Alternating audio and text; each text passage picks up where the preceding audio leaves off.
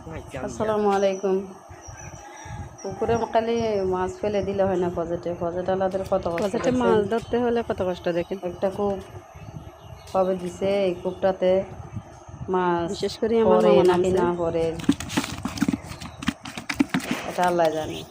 এই 2-3টা মাছ উঠছে, এগুলা কূপ মারছে আর পড়ছে কূপের ভিতরে, মানে বাইরে আর কি। এগুলো পড়ছে, এগুলো আমার মামা ধরে ফেলছে। দেখেন এটা হচ্ছে রুই মাছ। রুই মাছ গত বছর তাজা তাজা মাছ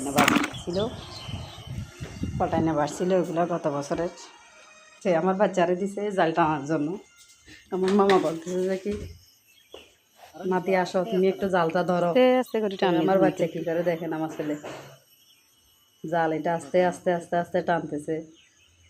কতক্ষণ এদিকে টানে, কতক্ষণ এদিকে টানে। আমার মামা বলতেছে আরেকটু এদিকে যা তুই, আরেকটু এদিকে যাইতে বলতেছে। যে আমি বলি তোর কীরকম লাগতেছে জালটা।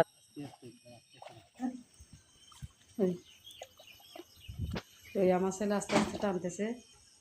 এবার টানার পরে আমি জিজ্ঞেস করতেছি আমার ছেলেকে, তোমার অনুভূতিটা কীরকম লাগতেছে জাল টানতেছে? তো ভালো লাগতেছে। আমার বলতেছে, মামা বলতেছে যে আস্তে আস্তে শিখো।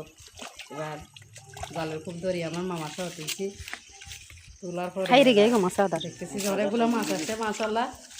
তালাপিয়া মাছ, কার্পু মাছ, রুই মাছ, বেশিরভাগ আসছে তালাপিয়া মাছ, কালিগনি, এগুলো কার্পু আসছে। এগুলো এটাও কালিগনি, এটা তালাপিয়া।